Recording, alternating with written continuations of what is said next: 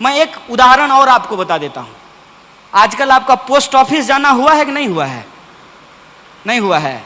ऐसे ही एक दिन घूमने के लिए चले जाइएगा। पोस्ट ऑफिस में आजकल कोई चिट्ठी लेता देता नहीं है। पोस्ट ऑफिस भी बैंक की तरह काम कर रहा है। एक प्रश्न आप सोच करके बताइए कि अगर बैंकिंग सेक्टर को घाटा हो रहा है, राष्ट्रीय बैंकों को मर्जर करने की जरूरत है, राष्ट्रीय बैंकों का निजीकरण करने की जरूरत है, राष्ट्रीय बैंकों को बंद करने की जरूरत है, तो फिर सरकार पोस्ट ऑफिस को बैंक क्यों बना रही है? सोचें इस बात को, क्यों बना रही है? इसलिए बना रही है कि एन केन प्रकारेण आपके पास जो पैसा है, आपके पॉकेट में जो सेविंग मनी है, उसको निकाल करके कॉरपोरेट की चरण वंदना में उसको डाल देना है। यह मूल उद्देश्य है। और बाजार किन नियमों पे काम कर रहा है? नवरत्न तेल लगाते हैं कि नहीं? आज साउथ इंडिया में नहीं चलता होगा, नॉर्थ इंडिया में एक तेल चलता है, नवरत्न तेल। नवरत्न का बोतल जो है वही अमिताभ बच्चन वाला कूल कूल। तो नवरत्न का जो बोतल है वो पहले शीशा का आता था, फिर प्लास्टिक का आया, और दाम उसका बढ़ता था। दाम रोज बढ़ता है नहीं, जिस गति से आपकी सैलरी बढ़ती है उसके दुगने स्पीड से महंगाई बढ़ता है। ये जब बैंक में काम करते होंगे आपके जो लीडर हैं तो उनको पूछ लीजिएगा कि कितना सैलरी मिलता था और उनका जो लाइफ स्टैंडर्ड था और आपकी जो अभी सैलरी है उसका जो लाइफ स्टैंडर्ड है उसको मिला करके देख लीजिएगा, तो आपको लगेगा कि सरकार सैलरी क्यों बढ़ाती है। जब एक हाथ से सैलरी दे करके दूसरे हाथ से ले लेगी तो सैलरी का मतलब क्या है? एक तरफ आपका 7th पे कमीशन लागू कर दिया गया, अब दूसरी तरफ जो है, जो सब्जी 12 रुपए में मिलती है वो अब 112 रुपए में मिलने लगेगी, तो उस सैलरी का क्या मतलब है? जो घर पहले 3 लाख रुपया में मिलता था वो घर अभी 30 लाख रुपया में मिलता है, तो सैलरी बढ़ाने का क्या मतलब है? और आप लोग तो इकोनॉमी पढ़ते हैं ना, बैंक कर्मी है, इकोनॉमी डील करते हैं। जब महंगाई बढ़ती रहेगी और महंगाई को चेक करने के लिए कोई पॉलिसी नहीं होगा तो आपकी सैलरी कितनी भी बढ़ जाए आपकी वही हालत होगी 28 तारीख की जो इनकी हुआ करती थी, उसमें कोई फर्क थोड़ी आने वाला है। तो लेकिन आपका कैश तो किसी भी तरीके से मार्केट में निकालना है, तो 50 रुपया का नवरत्न तेल तो सब नहीं खरीद सकता है, तो 50 पैसा का खरीद सकता है ना। तो कहा कि नवरत्न तेल अब बोतल में नहीं सैसे में मिलेगा, सैसे में। यही आज बैंकिंग सेक्टर के साथ किया जा रहा है। एक तरफ कह रहे हैं कि बैंकों को वित्तीय घाटा हो रहा है और दूसरी तरफ अपने ही एम्प्लॉय को प्रेशराइज कर रहे हैं, एरिया मैनेजर और उससे पता नहीं कौन कौन बड़का बड़का मैनेजर साहब सब होते हैं।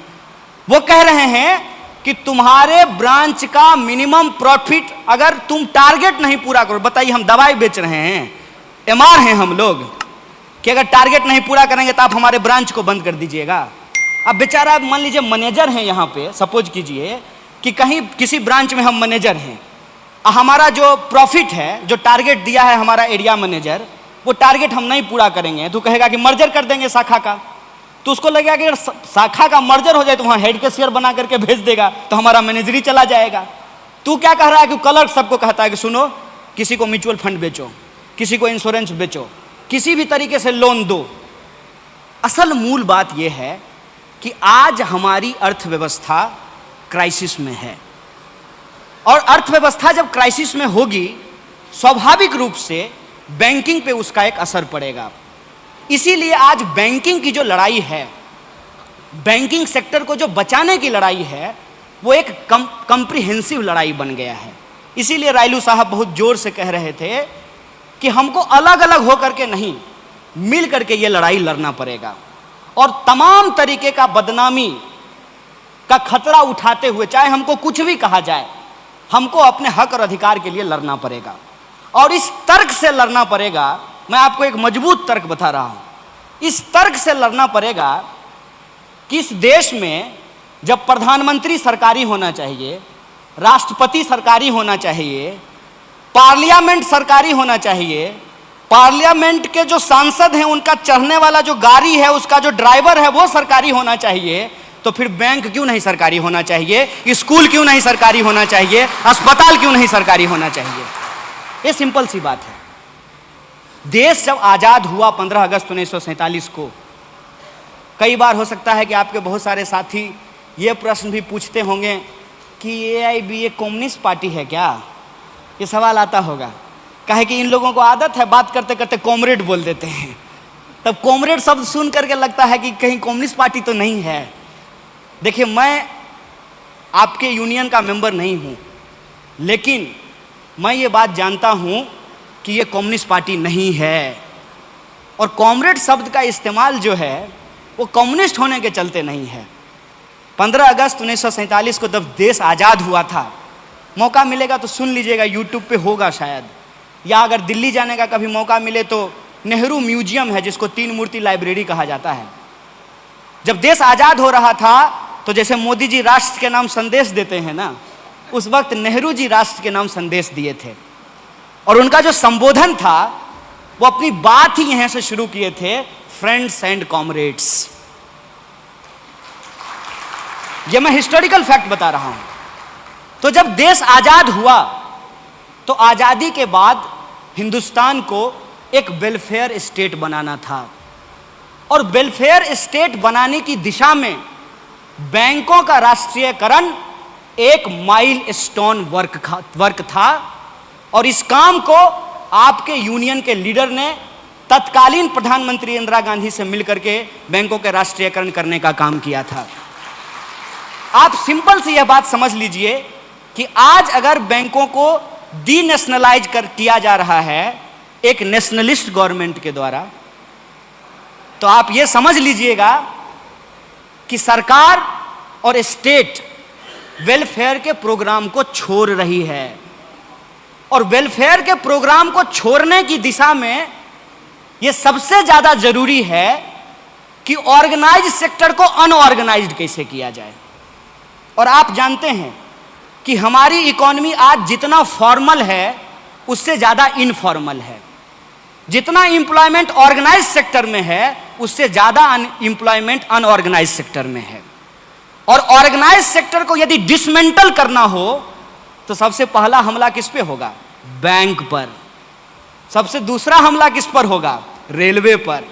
तीसरा हमला किस पर होगा? दूसरे तरह के जो पब्लिक इंस्टीट्यूशन है उसके ऊपर। इसीलिए आज बैंकों को बचाने की लड़ाई दरअसल सिर्फ और सिर्फ बैंक को बचाने की लड़ाई नहीं है। ये लड़ाई संविधान की वह मूल भावना जिसमें यह कहा गया है, जिसका मूल उद्देश्य यह है कि हम सब सिटीजन हैं और हम सिटीजन होने के चलते सरकार को सर्विस के बदले टैक्स देते हैं। हमारा और सरकार का क्या संबंध है?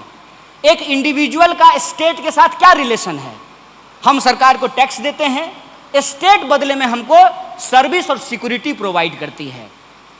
जब सरकार हमको बदले में सर्विस और सिक्योरिटी नहीं प्रोवाइड करेगी तो हम बताइए हमारे टैक्स देने का क्या मतलब है?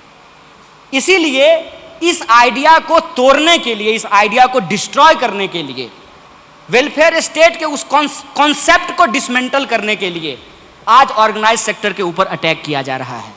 इसीलिए बैंकों को बचाने की लड़ाई इस देश में पब्लिक सेक्टर को बचाने की लड़ाई है और वेलफेयर स्टेट के उस कॉन्सेप्ट को बचाने की लड़ाई है जिसमें सिटीजन के लिए उनका सिटीजनशिप का राइट सबसे इंपॉर्टेंट होता है। उस राइट टू सिटीजनशिप को बचाने की लड़ाई है। इसीलिए मैं जब आज आपके बीच खड़ा हूं तो एक सिटीजन की जिम्मेवारी के साथ खड़ा हूं। मैं किसी पॉलिटिकल पार्टी के रिप्रेजेंटेटिव के तौर पर नहीं खड़ा हूं। और यह बैंकों की जो बचाने की लड़ाई है, मैं अगर यूथ होकर के सोचूं तो ये हमारे भविष्य को बचाने की लड़ाई है। इसीलिए हम तमाम अपने जो यूथ एम्प्लॉय हैं उनसे हम ये अपील करना चाहते हैं कि एक बात याद रखिएगा, हमारे दादा अगर आम का पेड़ नहीं लगाते तो हम आम खा पाते? ये लोग अपनी उम्र आज बिता चुके हैं। आज पूरा का पूरा जीवन हमारा है, पूरा का पूरा जो फ्यूचर है वो डार्क में आज हमारा है। इसीलिए खास करके मैं यूथ एम्प्लॉय को अपील करना चाहता हूं, you must aware about your right and our first important and essential right is to be organise. Right to organise is our constitutional right, we have to protect it. और यह जो organisation है, इस organisation के importance को समझिए। और organised होकर के जब आप अपने हक और अधिकार के लिए लड़ेंगे, स्वाभाविक रूप से आपके ऊपर तरह तरह का आरोप लगाया जाएगा। मेरे ऊपर भी आरोप लगाया गया, जिसकी चर्चा रायलू कर रहे थे। मैं उस सफाई में आपसे कुछ नहीं कहना चाहता हूँ। मैं सिर्फ एक बात कहना चाहता हूँ, मैं इतना बड़ा आदमी हूँ क्या? बताइए, देश में थंबिंग मेजॉरिटी की सरकार है। मैं तो चुनाव हार गया हूँ। 300 से ज़्यादा लोगों ने उनको एमपी बना करके दे दिया है। कई राज्यों में उनकी सरकार चल रही है, और जहाँ सरकार नहीं होती है वहाँ एमएलए खरीद करके सरकार बना लेते हैं। इतना पावरफुल लोग हैं, और हम खुल करके, पूरी ईमानदारी से खुल करके इनके खिलाफ बोलते हैं। इसलिए बोलते हैं कि हम इनके खिलाफ नहीं हैं, हम अपने हक और अधिकार को समझते हैं, हम इस देश की महत्ता को समझते हैं, हम बैंकिंग और जो पब्लिक सेक्टर है उसके इंपॉर्टेंस को समझते हैं। अगर हम कुछ गलत किए होते तो हमको छोड़ देते। थोड़ा तो लॉजिकल होकर के सोचिए ना। अरे सही आदमी को तो ये लोग छोड़ते नहीं है, गलत आदमी को छोड़ देते हैं। बात यह है कि हमको डर नहीं लगता है। पता है क्यों? जिस निर्मला सीतारामन का नाम अभी लिया जा रहा था, वो हमारी ही यूनिवर्सिटी से पढ़ी हैं, लेकिन उनके आंख में पानी नहीं बचा है। अगर उनके आंख में पानी बचा होता तो उनको ये पता होता कि एचएल परवाना नाम से जो फेलोशिप दिया जा रहा है वो उनकी यूनिवर्सिटी को दिया जा रहा है। तो वो सरकार की प्रशंसा में खड़े हैं, हम सरकार की आलोचना के लिए खड़े हैं, क्योंकि हम ये जिम्मेवारी समझते हैं कि कल को जब इतिहास लिखा जाएगा तो हमारा नाम बिकने वालों में नहीं, लड़ने वालों में लिखा जाएगा। उस लड़ाई के लिए हम खड़े हैं। और सर्टिफिकेट चाहिए क्या किसी से? सर्टिफिकेट नहीं चाहिए। सर्टिफिकेट हमेशा जो है वो समाज देता है, उसी समाज से आपको काटा जा रहा है। मैं आपसे ये नाता और रिश्ता जोड़ने के लिए आया हूं, क्योंकि मैं ये जानता हूं कि आप किस कंडीशन में काम कर रहे हैं। उस काम को करते हुए अब आपको अपने लिए और अपने आने वाली पीढ़ी के लिए, नहीं कहते हैं एक्स्ट्रा करिकुलम एक्टिविटी, उस एक्स्ट्रा करिकुलम एक्टिविटी में आपको लर्निंग की भी जिम्मेवारी अपने कंधे पे लेनी पड़ेगी। और इस लड़ाई में आप मजबूती से आगे बढ़िए। हम पूरी हिम्मत से, और हमारी जितनी ही ताकत है, हम बहुत बड़ा आदमी नहीं हैं। वो कहानी आप लोग सुने होंगे जंगल में आग वाली। जंगल में आग लगी तो बड़े बड़े जानवर भाग रहे थे। एक कोयल अपने चोंच में पानी भर करके आग बुझाने की कोशिश कर रही थी। बड़े बड़े जानवर हंसने लगे, बोले तुम्हारी छोटी सी चोंच से क्या हो जाएगा? तो कोयल ने कहा कि तुम्हारा नाम आग लगाने वालों में और हमारा बुझाने वालों में लिखा जाएगा। मुझे इस बात का कोई गर्व नहीं है। रायलू जी ने कहा कि हमारी 3 पीढ़ी यहाँ बैठी हुई है। मुझे इस बात का कोई गर्व नहीं है। हम कहाँ हैं, हम कितना सीट जीते हैं, देश में हमारी हालत क्या बची है, इस बात से मुझे फर्क ही नहीं पड़ता है। मैं सिर्फ ये जानता हूँ कि आपकी लड़ाई यदि सही है, आपकी लड़ाई यदि हक की लड़ाई है, आपकी लड़ाई यदि न्याय की लड़ाई है, तो हम आपके तरफ खड़े हैं। हम इतिहास में सही किनारे पे खड़े हैं, और जब हम सही किनारे पे खड़े हैं तो इस लड़ाई को हम लड़ेंगे। वक्त चाहे जितना भी लग जाए, हम इस लड़ाई को जीतेंगे। बैंक को बचाएंगे, देश को बचाएंगे, संविधान को बचाएंगे। इसी शपथ और संकल्प के साथ मैं अपनी बात को खत्म करूंगा। शुक्रिया। इनकलाब जिंदाबाद, मजदूर एकता जिंदाबाद।